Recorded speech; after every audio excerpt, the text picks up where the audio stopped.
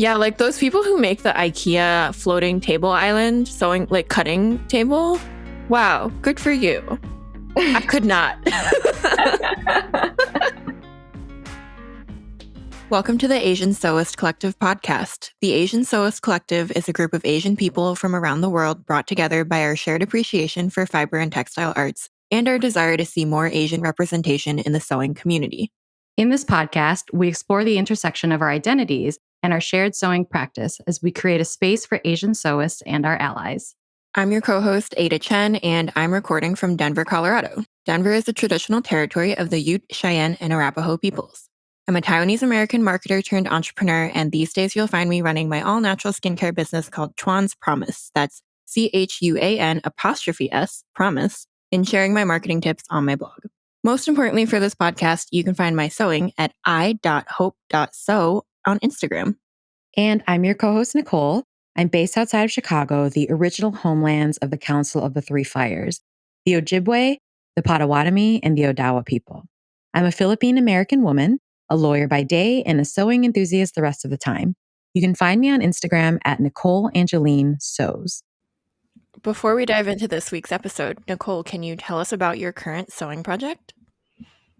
So right now, I'm not in the process of sewing anything. I spoke with you about this earlier, Ada, about creating a travel wardrobe or just thinking of a few pieces to make, not an entire wardrobe, but a couple things to make to take with me when I go visit family in England. And we're going to do a little stint in Valencia in Spain. And I think I know, well, Ada, you and I have talked about the appeal of a two-piece outfit, right? Mm-hmm. Like Matching. Yeah, recently I won't name the pattern, but I was like, do I want this or do I want a two-piece outfit? Like, is this something that I want? And I think we ended up determining that what I really wanted was a matching set. So I have stuff for that already. But I had already purchased this pattern when it first came out. It is a Big Four pattern. It's Simplicity 9551 and 9550. So these are the new patterns released by Mimi G. And this particular pattern is a two-piece set that is a crop top that is very simple in design, short sleeves, a V in the back, and then the bottom has two options. They're like flouncy, flowy shorts, which seems very like Spain, in summer, or a longer, flowy skirt that goes anywhere between like knee length or just below the knee length. And I have tried to I've stayed away from Big Four for a lot of different reasons, a lot of the reasons we've talked about. Sometimes I still have a stash that I will use as well. But I went out and purchased this design in particular because it was the first of two where they've expanded their size range. And their size range for these two for 9551. So their 9550 is what many might call straight size, and then 9551 is the same pattern but for larger sizes, and they use different blocks, I imagine, and in this instance they just decided to make it two different numbers. But the pattern goes up to what they call 34W, which is a 56 chest and a 58 hip, and that's just shy of what a lot of folks consider to be inclusive sizing, which is often at 60. But of course, we know that, 60 is not going to cover everyone as well. There are plenty of people who need larger sizes than that. But the reason why I went out and purchased this was I was looking at Mimi G's post, who last year was named the Vice President of Design and Brand Management of Patterns at Simplicity. So that's a really big deal. And she pledged to get, the sizes to be more inclusive for this company that's been around for so long. And she lived up to that by getting this to the size range that it is now. And she said, we're not stopping here. And they used a model, Aronica Cole, who is, I believe, at Needle and the Bell for the Love packet. her. Wonderful sewist person, very inspirational. She's the cover model for the pattern. And I think in Veronica's post, she said something to the effect of, this is a big deal. Now go buy the pattern to show that people want this. And so that's why I decided, okay, let's just buy it. And yes, it was on sale at Joann, but who doesn't buy patterns when they're on sale, the newer ones anyway. But I wanted to buy it, and I'm in that size range anyway. I'm in the 18 to 34 size range, so it's not like I was just buying it to not use. I will be using it myself. But I have not figured out exactly what fabric to use, but I have some really nice like drapey or linen options. So summer in Spain seems like a really nice two-piece option. And then some rayon challis. Definitely something bright. Definitely something coordinating. And then hopefully that will coordinate with other solids that I have to be like form the basis for a travel wardrobe. But that's what I'm thinking. Nothing at my machine right now, but what's probably going to end up happening is I'm just going to think so hard, and by the time it's time to leave, I'm not going to have anything. So, but yeah, it's fun to share the ideas, right? That is, I mean, that's how like travel panic sewing happens, which is what I'm trying to get myself not to do. I think I'm okay with saying, well, I didn't get it done. I have clothes anyway. It's fine, but it is fun to plan. It would probably be even better to make. So hopefully I'll have at least one two-piece outfit. I already have one that I made, which I think I talk about in an earlier episode, but two would be nice. What are you working on right now, Ada? I can't wait to see what you make with that pattern. I saw all the posts in the process, so I'm very excited to see it. Ironically, I am also working on a big four pattern, which I don't think happens to us very often that we're Yeah. both working on it. Or I guess I should say I just finished it. I'm wearing it today. It is a Vogue pattern. It is not size inclusive. It is not from the new block, but I purchased it before I stopped purchasing these patterns. So I figured I would use it. It is the V1783, and it's basically a button front dress with a belt, and it has a collar and a collar band and dropped shoulders and these big kind of poofy, not poofy, but like bell sleeves, almost like they're very fluttery, Mm. and princess seams and pleats. And it had pockets, but you'll hear what happened to the pockets. So basically, this dress has taken me almost a year to complete. Oh. Yeah, because of the construction, there were literally probably 10 pieces to make the entire dress. Not even the collar and the collar stand and all of that, just like 10 pieces to make the whole bodice and skirt. Like it's one full piece because that's how they constructed the pleats. I had no idea when I was buying this pattern. I bought it. To be honest, I remember being in the store and buying it because I really like this designer called Gabriella Hurst. She Hmm. is a sustainable ish designer. She designs with sustainability in mind, high fashion designer, but her pieces are like thousands of dollars. And I was like, well, I really like the look of her big, poofy, swishy dresses.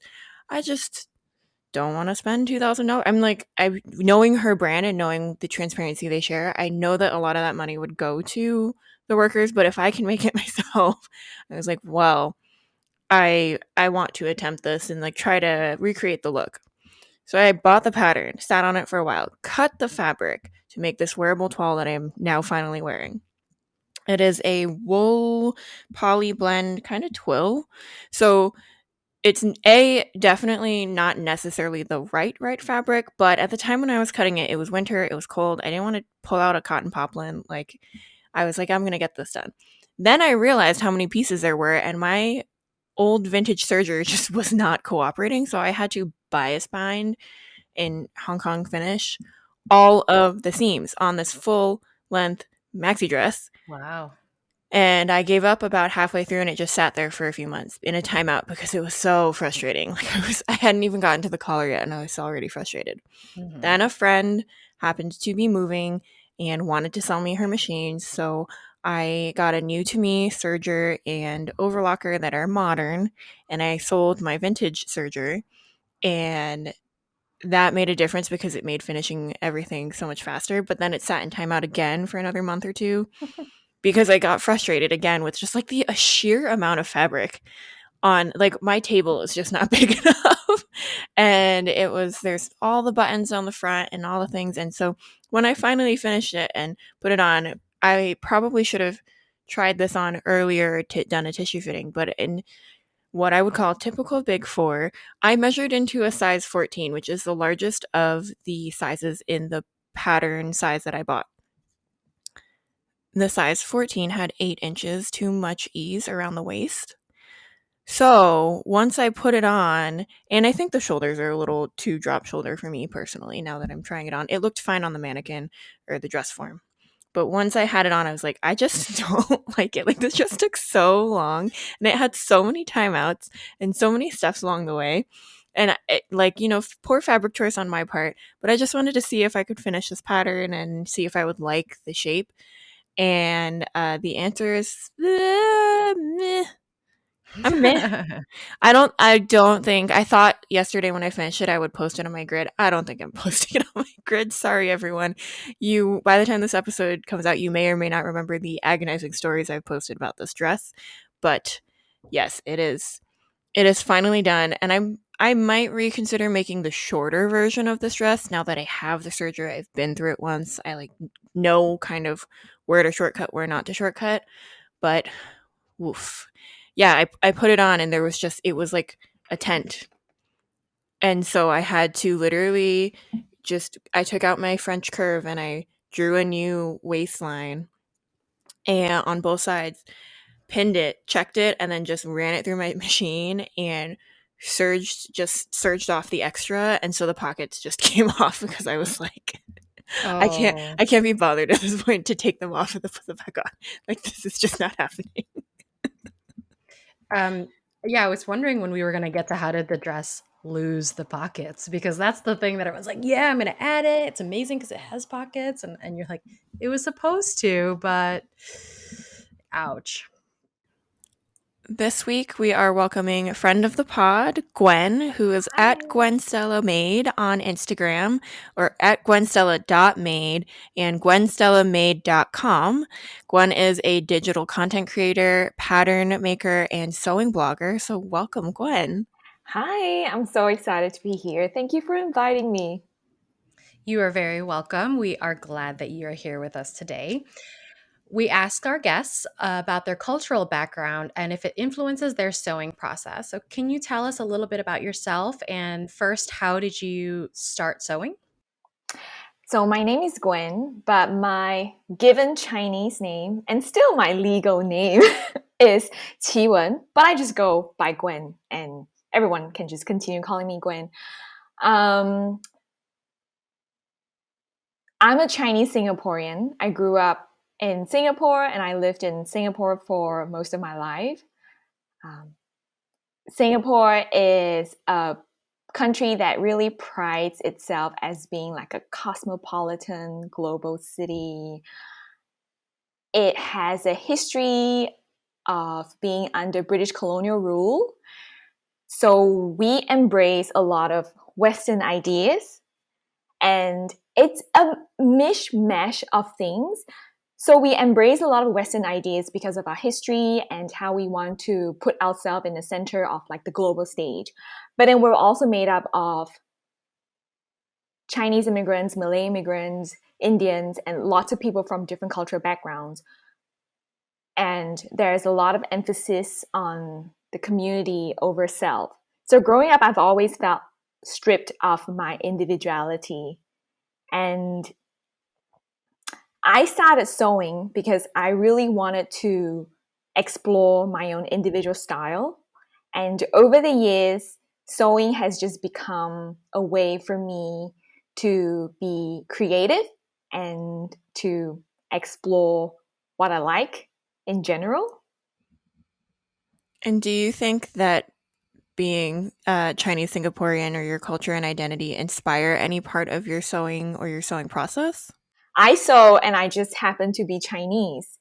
But now navigating in this world, putting my work out on social media and trying to carve a name for myself on social media platforms, people see me differently because I'm Chinese. And it just, sometimes it feels like, oh, I have to be a certain way because of who I am and how I look.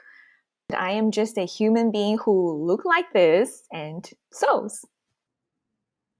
I think that's a really interesting way to navigate the world. Maybe not for us because we have to do it all the time, but to that sharing that perspective with others, I think is really important. And I think what's really interesting about what you shared too is how it manifests itself in the way that you want to express yourself. So I cannot, of course, speak for all people of Philippine descent or, or all Asian people, but I know that it was my experience growing up that I observed a collectivist mentality. So the self expression wasn't as important, like you said, but I grew up in America. So there was this conflict between wanting to be quote unquote American and express myself in the way that I saw my other peers who didn't look like me felt the freedom of doing versus, just fitting in and making sure that everything that you do, who you are, is sort of for the benefit of the family. And I think so that's just when you drew out, the collectivist nature of living in Singapore versus how you wanted to express yourself and how sewing gave you that outlet. I think I just really resonated with that when you said that. So thank you for sharing that part with us. There's a podcast series, I guess. It's the Freakonomics podcast that kind of looked at American or U.S. individualism versus other countries and other cultures. And so I think that's a great episode or set of episodes to go listen to if both of you want to or our listeners want to. But it's also a great segue into my next question, which is, Gwen, you no longer live in Singapore. You actually live in Texas in the US now. So can you tell us a little bit more about your experience moving to the States? And I guess I'm curious, like, has that impacted your work and your sewing? Yeah. So I moved to Texas, I think around the end of 2020. It was 23rd December 2020, just a couple of days shy of Christmas. And I just feel like a baby. I just felt like a baby having to learn everything from scratch. That's one aspect of it. Even things like ordering food over the phone, which is something that I never used to do. I just Uber Eats in Singapore because you can do that. But I live out here in the country. So I have to, if we're going to go pick up food, we order ahead of time. So even that, I had to have Steven, my partner, sitting next to me, like being there to make sure that I don't say anything weird over the phone. So there was this one time we were ordering food and so the person on the other line was asking, oh, is this for pickup for now or later? So I was like, oh, for pickup for later. Because I am not there right now. That's what I was thinking in my head. Because I am not there right now. I am picking it up later. And Steven was like, no, for now. For now, like now? Okay, for pickup for now. And he later explained it's because you want them to make the food now, not for later. But I was just like so confused, like for later. But yeah, so that's one of the weird things that happened. Also learning to drive, because I have never driven in my life. The only thing that I've quote unquote driven, I guess, is the sewing machine with the foot pedal. But obviously that's very, very different from driving a car. Things like understanding certain social cues, talking to people. So that's very different. I just feel like learning to talk all over again. And I've also had to deal with a lot of feelings of guilt of not working. I was telling my friend about how I felt like I went from a hero to a zero because I was practically independent, renting my own space in Singapore, having a regular 9 to 5, earning a decent living, and just buying whatever fabrics I see that I like, just eating out and things like that. But now I just feel really guilty about not having a quote unquote proper income. And so that's just a lot of emotions that I have to work through in the past year or so. I feel you. Yeah. Like, I guess my job is also not a regular 9 to 5. Like, it could be if I wanted to, but I don't want to. And so it's kind of like having the self-discipline to kind of check yourself to make sure you're doing enough work to, but then you're also not necessarily receiving a paycheck every 2 weeks and direct deposited into your bank account, and having to kind of be a little more, not calculated, but conscious maybe of your purchases and your consumption, because you're like, well, my income isn't really like steady anymore. It's kind of like up and down and here and there and from 6 different places. And what am I doing now with my time? So I Yeah. definitely, I feel you on that one. Yeah. Yeah. And it's weird feeling like I'm just 100% dependent on this one person, which I have obviously agreed to spend the rest of my life with. But still, I can't drive on the highways yet. I can only go to the gym that's in my town and the supermarket, the public library. That's just like the top 3 places that I go to. No, actually, I can go to the closest Goodwill. That's like the 4th place that I can go to. And in the back of my head, I'm just always worried, what if something happens to Stephen one day, and I'm just like, maybe pack my bags up and move back to Singapore, because that's the easiest thing to do. Yeah. I got around on a bike only, electric bike, but bike only for the first year while we were here, because I knew how to drive. I just wasn't used to driving. I hadn't driven in like a decade since I learned, basically. And it was kind of limiting like you said, like in terms of physically how far I could go, Yeah. because I only had so much range on my bike and I would get Mm-hmm. tired.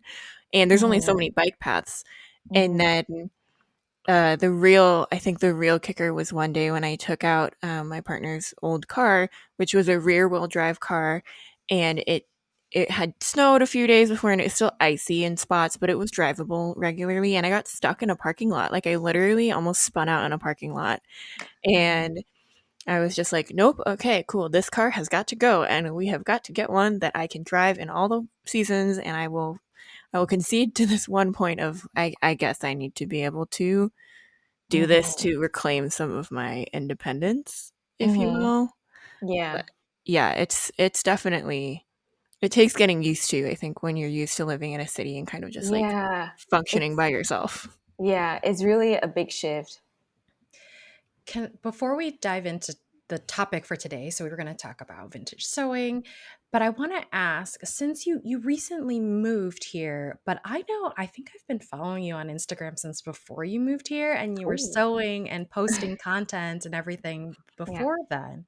So you've obviously had a sewing practice for, I mean, you said, right? You learned how to sew while you were in Singapore.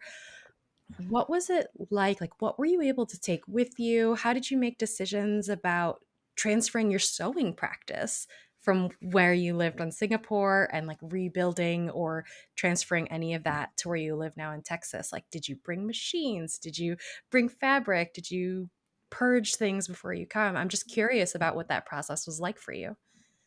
Yeah, so when I flew over, I had 2 suitcases. One was filled with clothes and one was filled with fabrics. I just knew that I was going to take some time to get used to the new life here. And sewing, I just knew that sewing is going to be a great solace for me, to feel like I can do something. This is a thing that I am pretty good at. I couldn't, like, it's not possible for me to move my machine over because the voltage here is different from Singapore. But before I moved here, Stephen actually sourced a vintage singer, and he made sure I had access to a sewing machine because he knew how much it meant to me. So I was actually really able to start sewing the first day that I was here, but I didn't do that. That's so Yeah. thoughtful. And I had some stuff shipped over as well. Yeah. I didn't even think about the voltage thing. Yeah. And the prongs are different too. Yeah. Mm. Mm-hmm. Technically, you could get a converter, which I have for my toaster oven, because my toaster oven is the Japan model of this toaster oven. It's a steam toaster oven. I bought it before the American model came out. And the voltage between the US and Japan is not that different. But given that it's plugged into my kitchen, I was Mm-hmm. like, Yeah, I don't want to like burn this toaster out and then burn up my Yep. house. Yep. Is it Zojirushi? No, it's Bermuda. I do have everything else though in my house is I sojirushi. know. That's Like why I was asking. everything sings. My rice cooker sings. My hot water kettle sings. Oh my, I love it. I love it. I was gonna say, you said it's a steam toaster, so does it steam or does it toast? Maybe it's a topic for our coffee discussion, but I'm like, look, Gwen, it's great you're here, but I want to hear about this toaster. If you like sewing machines, you will love this toaster. That is all. That's what I'll leave it at. And if you want to hear more, we can expound on it in coffee or Instagram.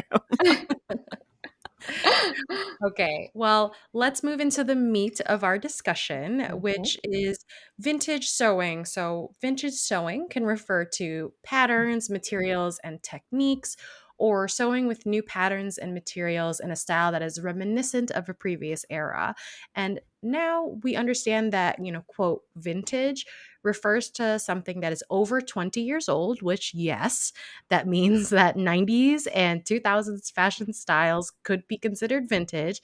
But for Mhm. this episode, we're going to refer to retro styles from the 1950s to the 1970s. So, Gwen, I want to ask you, like, is there anything you would add to that definition of vintage sewing? Yeah, I think it really depends on who you're asking. So some vintage purists would be using the definition that you just used, that's 1950s to 1970s, and maybe to some degree 1920s to 1970s as well. And anything before that might be considered antique and might be considered like period sewing, period costuming. So, Gwen, what aspects of the vintage style draws you in? I think it's a slow descent into the world of vintage sewing. I was into the hipster retro style in the 2010s. That was the thing. Were you Okay. guys into that thing? Yeah.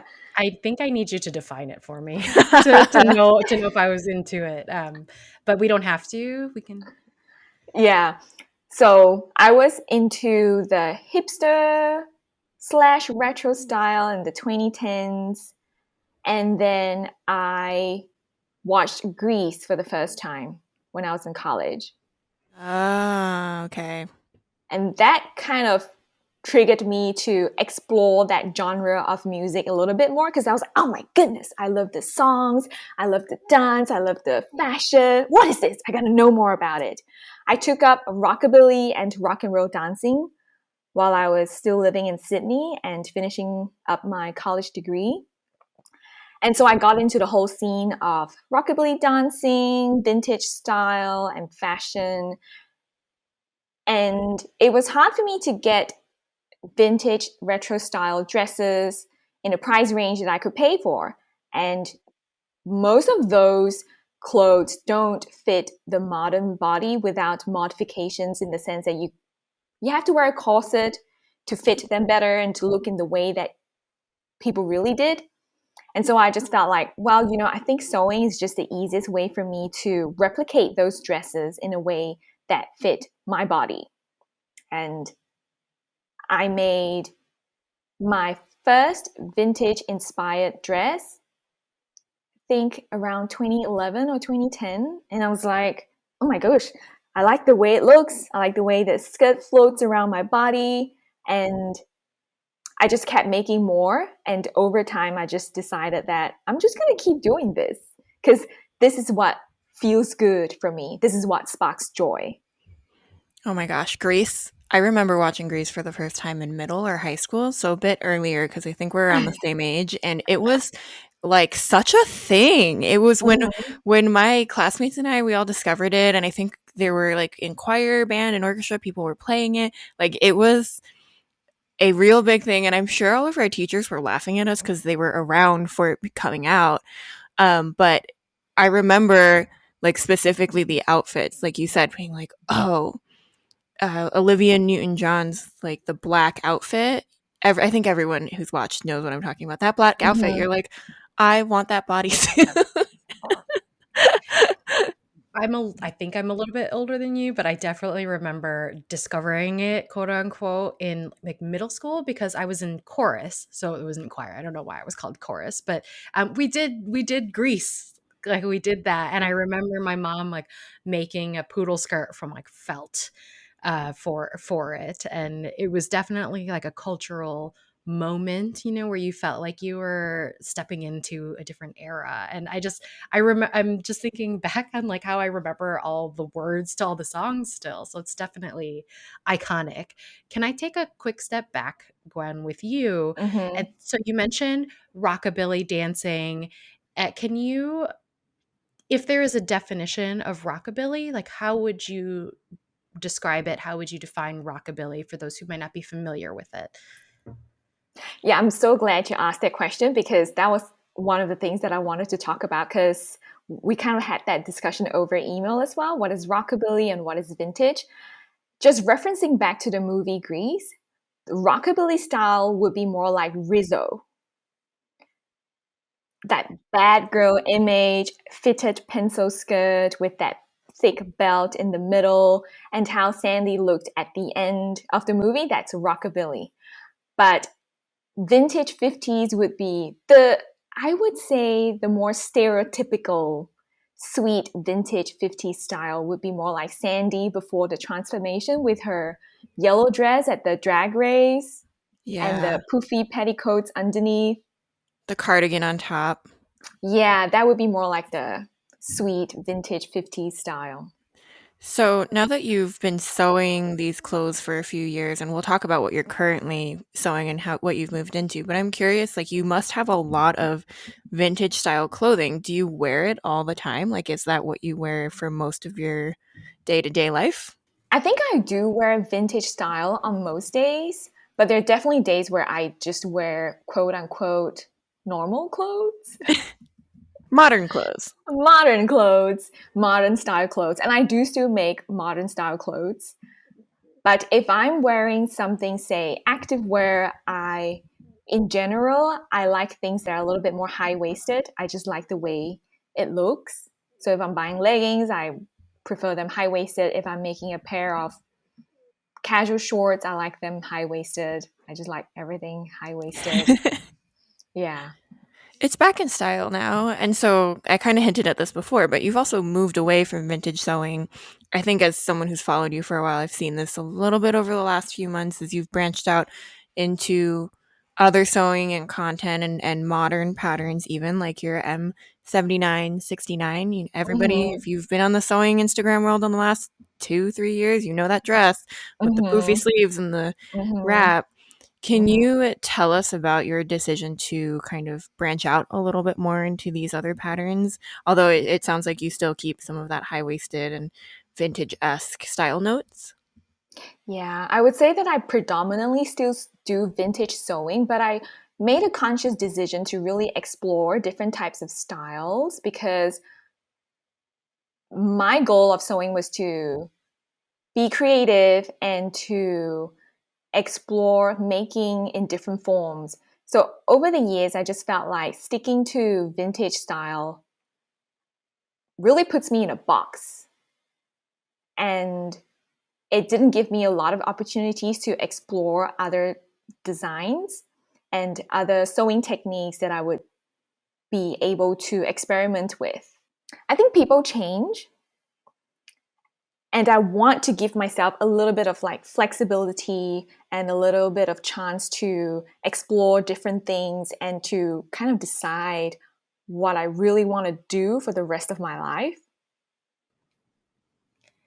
I mean, you talked about sewing as a way to express yourself, and you're allowed to change how you want to express yourself and explore multiple different things. So I can understand if, one style, especially a style, a concept, an era that some folks are so protective of, and they're like, oh, that's not vintage because the waistband, I don't know if this actually happens, but like, that's not vintage because the waistband is set 2 inches higher than it normally would have. Like that can be really stifling to creativity. Hmm. And Yeah. I totally get that. And as we discussed in our preparation for this episode, there's this hashtag out there called hashtag vintage style, not vintage values, that people are starting to use more and continuing the conversation about racism in the vintage community as well as cultural appropriation.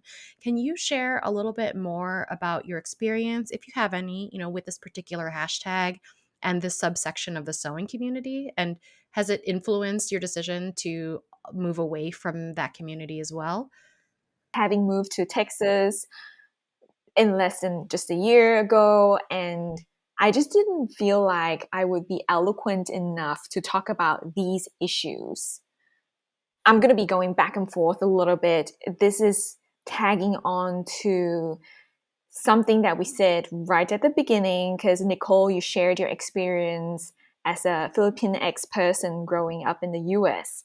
And for me, I grew up as a Chinese in Singapore, and Singapore predominantly is made up of Chinese folks. So I never had to go through navigating identity, because my ethnic group is the predominant ethnic group in Singapore. When I look at the white privilege checklist, I'm like, wait, a lot of these actually applies to me growing up as a Chinese in Singapore. But putting my work out on social media platforms that is mostly a white dominant space, it's a weird spot that I'm in. Because, okay, I kind of have privilege where I grew up, but I'm putting myself in this space where people see me differently. I'm like, how do I navigate that?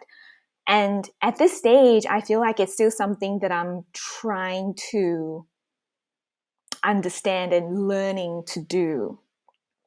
So going back to distancing myself from the vintage community, as I continue to do vintage style in my social media posts, vintage sewing, doing pin curls for my hair and things like that, I just felt like I was subconsciously starting to perform for the white gaze. It has to be a certain kind of hair. You have to go big or go home. Nobody has come up to my face and said, "Oh, Gwen, you have to do this to be liked by people and for people to think that you are really doing quote unquote true vintage style." But you can see it from the likes that you get for certain posts. When you go big, you get more likes. When you really do the pin curls, when you really put a petticoat under your skirt, you get more likes. And when people share your profile, and when they share a specific photo from your grid, it is that type of photo. And over time, I just started to realize that, well, this style that I'm going into to explore my own identity and to explore my personal style has made me conform to a subculture. So at some point I was just like, wait a minute, I've kind of lost the plot halfway. I understand what you're saying. I think we've returned to this idea of clothing and sewing as self-expression. But from what I hear you saying, being a part of this community, you realize that you saw yourself doing these things less for you and more for others. And that can be, once you realize that that's happening, I would feel like, I don't know if I like doing this anymore. At the end of the day, we want to do things and create things where we love what we see in the mirror. If the petticoat's not as full, or if we're regular curls instead of pin curls, but it sounds like in that particular community, if it's not exactly the way it's supposed to be, then you are perhaps not directly maligned, but less encouraged to participate. And I can see that being really disappointing and something Yeah. that I would want to work through too. Mm-hmm. Yeah. And I've tried engaging with, a couple of people that I used to be friendly with on the Instagram vintage sewing community. I found very little understanding on the issues of racism and cultural appropriation vintage sewing, it is so easy to take part in cultural appropriation when you want to do vintage sewing. The tiki culture is one of them. The tropical prints, and the bamboo bangles and going all out on the tiki cocktails and all that kind of things. The wearing of clothes that are traditionally part of Mexican cultures. So, because it is something that I'm learning personally, how not to appropriate other people's culture, I just felt like I have to take a step back from this so that I can do my own learning and I can do my own thinking and listening, because I want to be a better person. I mean, I think that's valid, and I think that you should be commended for having the awareness to realize that it was no longer serving you to be kind of as active as you were in that community, and to take a step back and say, I want to learn and do better and challenge myself to come here if I want to come back with, better or more deep understanding of these clothes and this culture and kind of what the world was like when those clothes were kind of mainstream and considered modern. And so I wish that other people would do that too. I don't necessarily see that much introspection, even in like people who do quote unquote modern like home sewing of garments and stuff, right? Like there are still lots of modern patterns that are problematic that we've talked about in other episodes, like the cultural appropriation episodes. And so I don't know, I think you deserve all of the kudos for stepping back and taking the time to really think about that, because I think that's really hard. Yeah. And this is going to sound like a shocker, but I didn't know racism existed until I moved to Sydney for college. And I'm like, wait a second. Wait a In second. racism too, it's like a different flavor. Yeah. Yeah. But Yeah. it just really goes to show what a fairy tale that I was living in growing up in Singapore. All the talk about racial harmony, like, oh yeah, everything's good and things like that, because I didn't know, because I had all the privilege.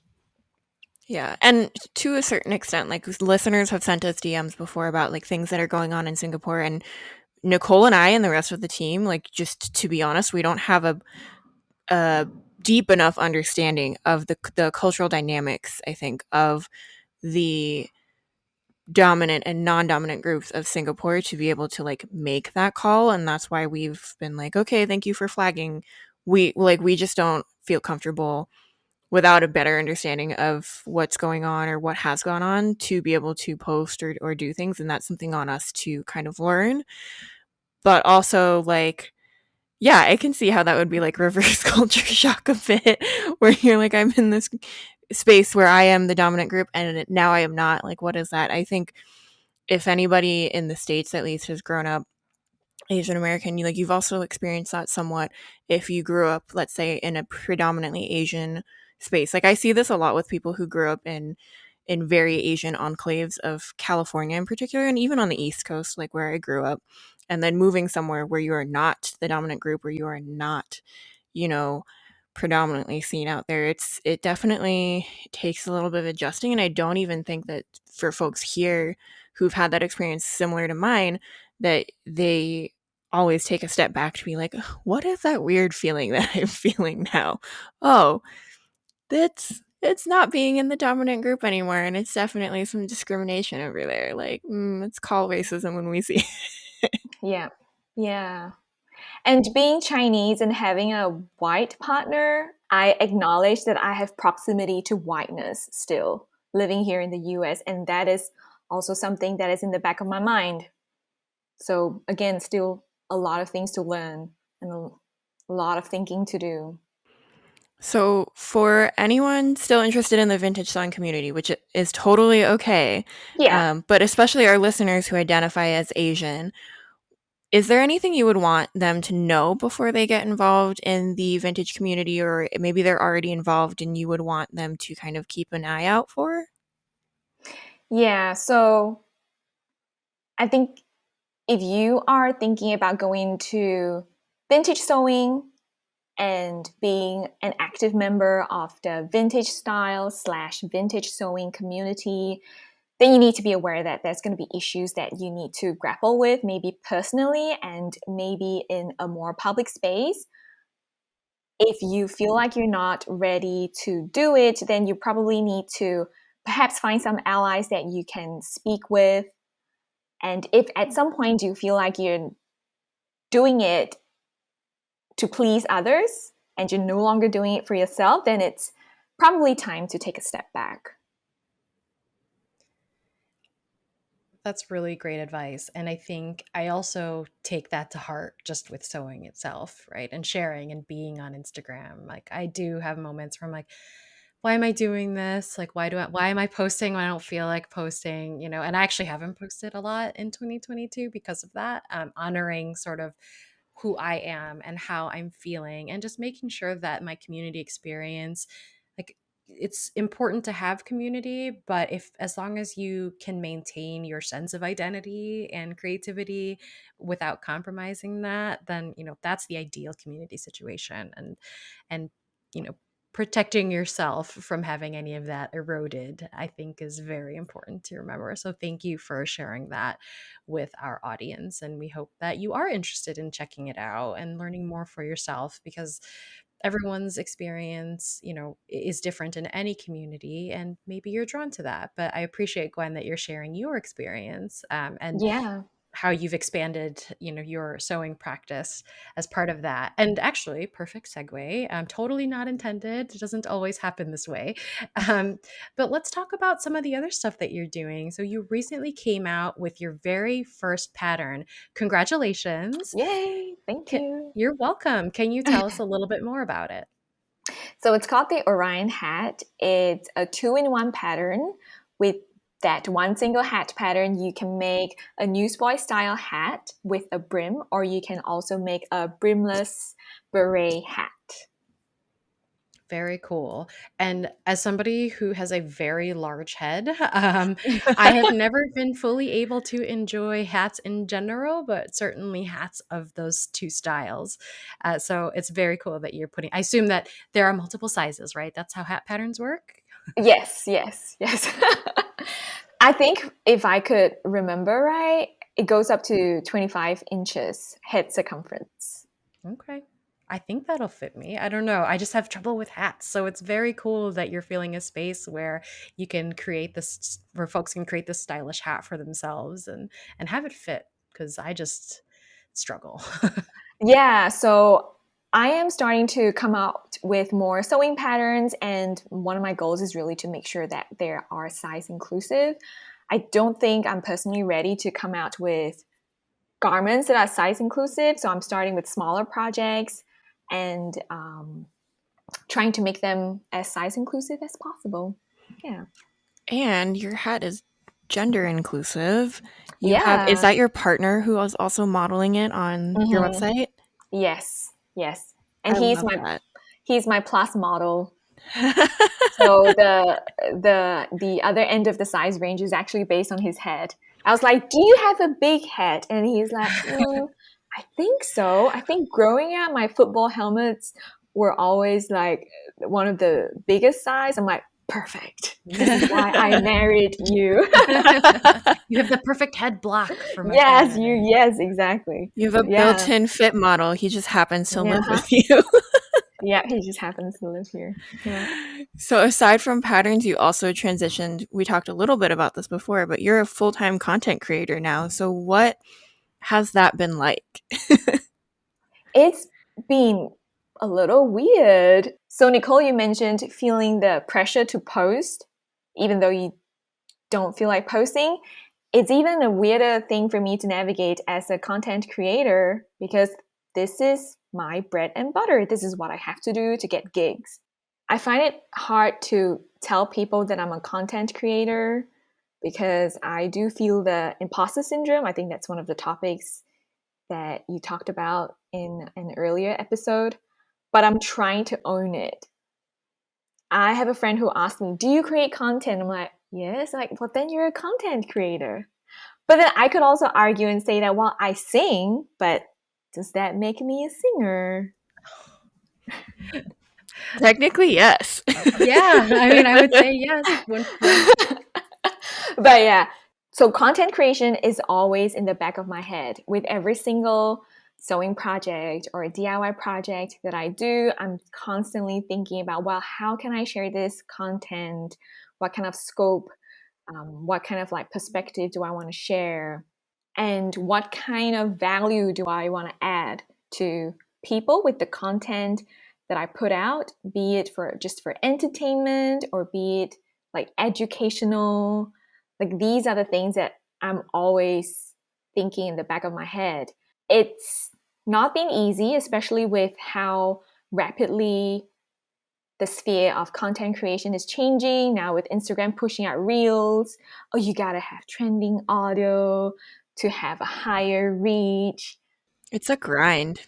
It is a grind. And lately, I've just been thinking about all the ways that I've been producing because of my participation in content creation. So I recently made a raincoat, and then also after that watched a YouTube video on how Gore-Tex just stays on Earth forever. And I'm like, what have I done? Oh, yeah. Oh, no. And I'm also currently making a faux leather hat using my newsboy hat pattern while being full aware that this is plastic. So it's a lot of things that I have to kind of learn to strike a balance of. Well, how much of these materials do I want to work with? How much waste am I producing? How am I consuming things? How am I encouraging people to consume things? It's weird because to sell things, I have to take part in things that I don't like big companies doing.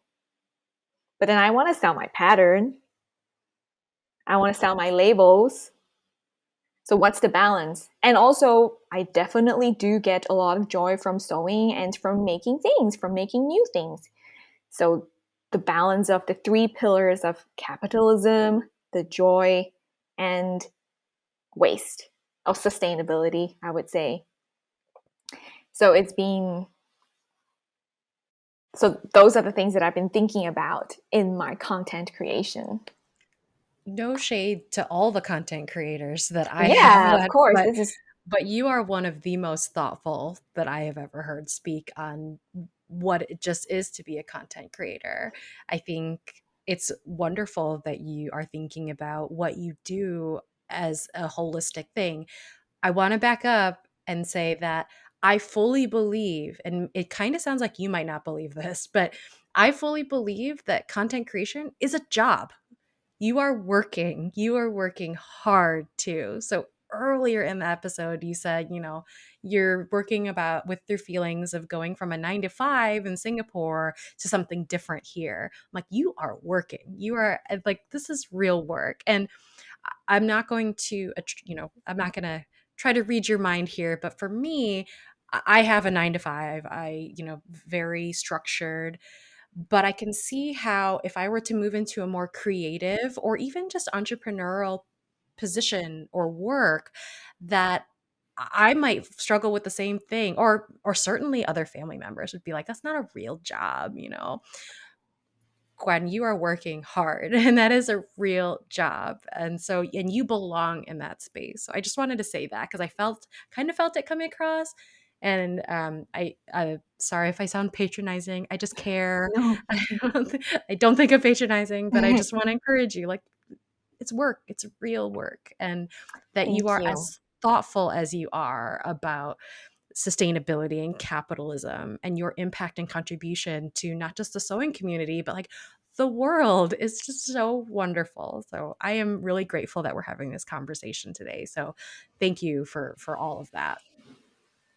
Yeah, your responses kind of remind me of our interview with Ella, Handmade Millennial on Instagram, who's also very thoughtful about what she's producing in terms of content. Her content creation is on the side of her 9 to 5, but I totally agree with Nicole. Like, my old jobs before this involved content creation. Like, really, my title should have been professional content creator about productivity tools for B2B enterprise SaaS companies and stuff like that, because we would constantly talk about the same thing that anybody making content on the internet talks about today, where you have a content schedule and you have to constantly be producing or repurposing, and you need to have different formats and all of that. And having gone from being paid to do that in a corporate setting to kind of depending on part of that for my livelihood, not even like kind of what you're doing, which is like it is the majority of your livelihood aside from selling things on your website, which kind of dovetails in. It's a hard job. Like, I don't think we necessarily acknowledge it enough, and we are, as you mentioned, kind of at the whims of the algorithm a lot of the time and what these companies decide to promote or encourage us to do through their product decisions. So I think you are setting a great example for folks out there. And I did want to highlight, like, you don't just have that one pattern. You, like you mentioned, you have labels and you have a planner for those of us who might need some organizing in our sewing lives. Can you tell us what our listeners can find on your website?